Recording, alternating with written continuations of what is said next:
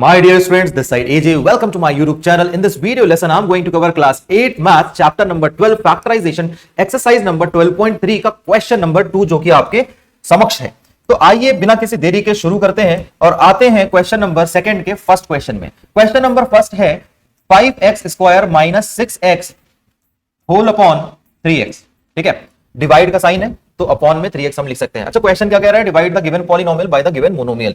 ये आपको पॉलिनोमियल दिया हुआ है और इसको हमें डिवाइड करना है मोनोमियल से, ऐसा क्वेश्चन कह रहा है। ठीक है, अल्टीमेटली डिवाइड ही करना है।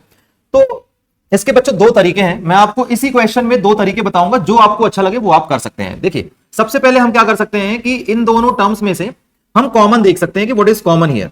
जैसे कि मुझे मिनिमम x कॉमन दिख रहा है, नंबर यहां 5 और 6 है तो नंबर्स में कुछ कॉमन नहीं होगा, वेरिएबल x कॉमन दिख रहा है। तो जब x कॉमन लूंगा तो अंदर बचेगा 5x माइनस 6, करेक्ट है, होल अपॉन 3x बचेगा। तो बच्चों यहां पे आप देख सकते हैं ऊपर x और नीचे x कैंसिल आउट हो जाएगा, तो आंसर आ जाएगा 5x माइनस 6 होल अपॉन 3। ये आपका आंसर आ जाएगा। बच्चों अब आप देखेंगे इसका सेकंड मेथड। ठीक है, आपको जो पसंद आए वो मेथड आप अप्लाई कर सकते हैं। सेकंड मेथड देखिए, आइए क्या कह रहा है क्वेश्चन की 5x स्क्वायर माइनस 6x को हमें इस मोनोमियल 3x से डिवाइड करना है।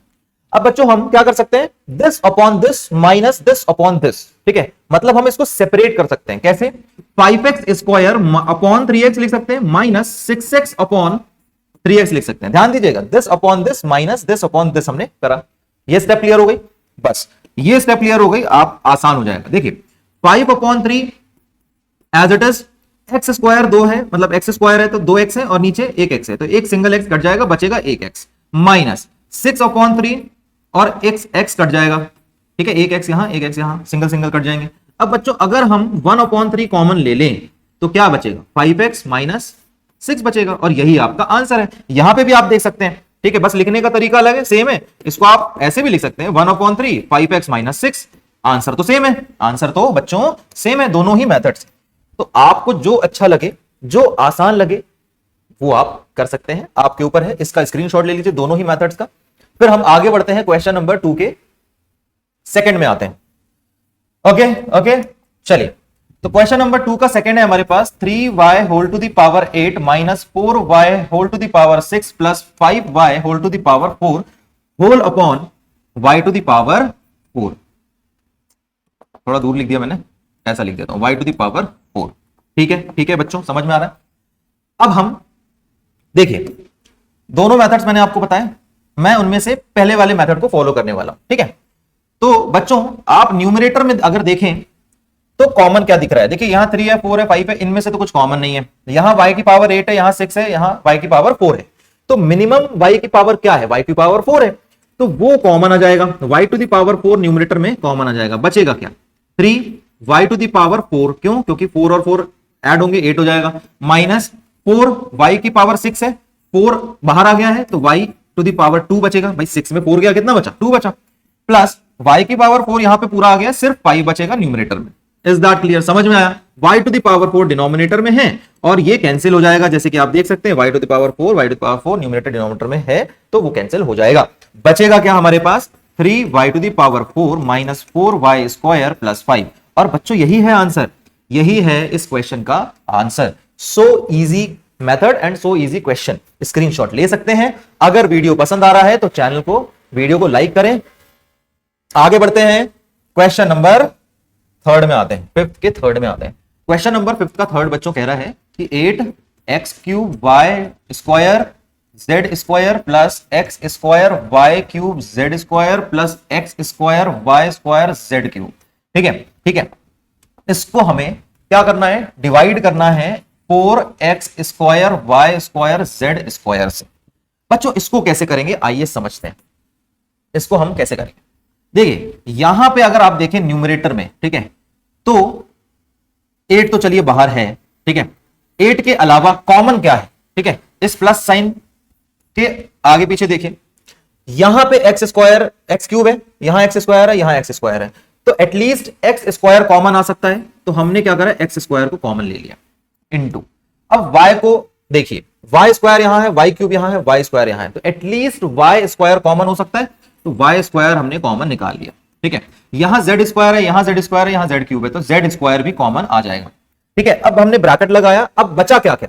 देखिए जब हमने इससे एक्स स्क्वायर कॉमन निकाला तो बचा क्या, एक्स बचा, वाई स्क्वायर जेड स्क्वायर भी कॉमन बाहर आ गया, ठीक है।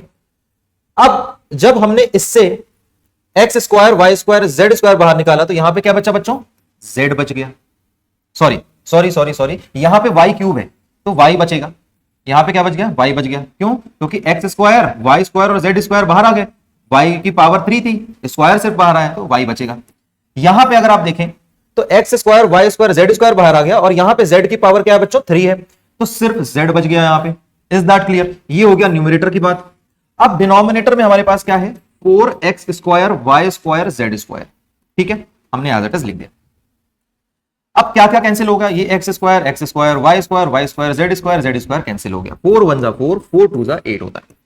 तो ब्रैकेट के बाहर बचा 2 और ब्रैकेट के अंदर बचा x plus y plus z, x plus y plus z, और यही है आपका आंसर।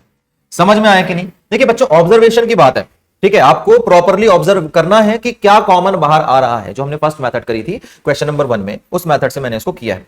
आप एक बार सेकंड मेथड से भी ट्राई कर सकते हैं। सेकंड मेथड से जब आप करोगे तो मैं आपको ओरली बता देता हूं, आप ट्राई करिएगा, और अगर आपकी डिमांड होगी कि सेकंड मेथड से सर बताइए तो मैं सेपरेट वीडियो बना दूंगा सेकंड मेथड से, अगर आप बोलेंगे तो। फिलहाल मैं ओरल बता रहा हूं, जैसे ये है तो this upon this, this upon this, this upon this, इस तरह से आप करेंगे, जो कैंसिल होगा वो कैंसिल कर देंगे, जो बचेगा वो बचा लेंगे और आपका आंसर आ जाएगा, इस तरह से भी, ठीक है। तो इस तरह से हमने क्वेश्चन नंबर 3 भी कर लिया। आगे आते हैं क्वेश्चन नंबर 4 में। तो क्वेश्चन नंबर 4 है हमारे पास x cube plus 2x square plus 3x whole upon 2x। बहुत ही आसान क्वेश्चन है ये, तो है कि नहीं बच्चों? अगर है तो वीडियो को पॉज करें और पहले सॉल्व करें, वापस से देखें। देखिए अगर हम कॉमन देखें तो एटलीस्ट सिंगल x कॉमन है, क्योंकि x की पावर 1 यहां पे तो एक x कॉमन आ जाएगा, इसके अलावा कुछ भी कॉमन नहीं है।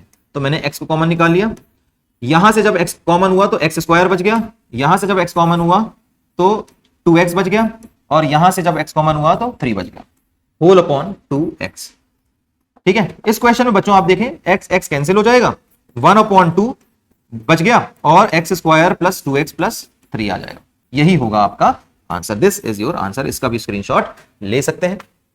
और फिर हम आते हैं क्वेश्चन नंबर 5 में। क्वेश्चन नंबर 5 को हम यहीं सॉल्व कर लेते हैं इसी पेज में, ठीक है, ठीक है। क्वेश्चन नंबर 5 देखिए, p cube q to the power 6 minus p to the power 6 q to the power 3 whole upon p cube q cube, ठीक है। Yes, is it clear? अब यहां पे क्या कॉमन है वो हमें देखना पड़ेगा। देखिए PQ यहां भी है, PQ यहां भी है, तो PQ तो कॉमन है, पर इसकी पावर कितनी आएगी ये भी हमें चेक करना पड़ेगा। देखिए P क्यूब यहां पे भी है और P टू द पावर 6 है, मतलब at least P to the power 3 common आ सकता है। यहां Q टू द पावर 6 है और यहां Q टू द पावर 3 है, तो Q में मिनिमम पावर वाले टर्म कौन सी है, Q टू द पावर 3, तो Q टू द पावर 3 बाहर आ जाएगी, ठीक है। देखिए जो वेरिएबल है ना उसमें कंफ्यूज हमें होना नहीं है, पावर्स में कंफ्यूज नहीं होना। जो मान लीजिए कोई वेरिएबल है और उसकी मिनिमम पावर जहां पे है वो आपका कॉमन होगा, मतलब मिनिमम पावर वाली टर्म आ जाएगी बाहर। अब देखिए इसमें से हमने क्या निकाला बाहर, p क्यूब निकाला, तो p तो यहां पे आएगा नहीं, यहां से हमने q क्यूब निकाला तो q to the power 3 remaining होगा, बच जाएगा, क्योंकि 3 प्लस 3 6 होता है, माइनस यहां से हमने p क्यूब निकाला तो p टू द पावर 3 बच जाएगा, और q क्यूब बाहर आ गया है पूरा, तो कुछ भी नहीं बचेगा, ठीक है। अब नीचे डिनोमिनेटर में आप देखिए p to the power 3 q to the power 3 है, ठीक है, और ये ऊपर नीचे कैंसिल हो जाएंगे, ये दोनों कैंसिल हो जाएंगे, तो आंसर आ जाएगा क्या, q cube minus p cube, ठीक है, ये होगा आपका answer. Take the screenshot of this as well. So बच्चों in this way we have completed question number 2 as well. अगर आपने इसके पहले क्वेश्चंस नहीं देखे हैं, मतलब एक्सरसाइज नंबर 12.1 12.2 के जितने भी क्वेश्चंस हैं हमने सॉल्व किए हुए हैं, इस चैनल पर अपलोड किया हुआ है। अगर आपने नहीं देखा है तो लिंक मैं आपको डिस्क्रिप्शन प्रोवाइड कर दूंगा, वहां जाके देख सकते हैं। सो मिलते हैं नेक्स्ट वीडियो लेसन में, तब तक के लिए बाय बाय, टेक केयर, जय हिंद, जय भारत।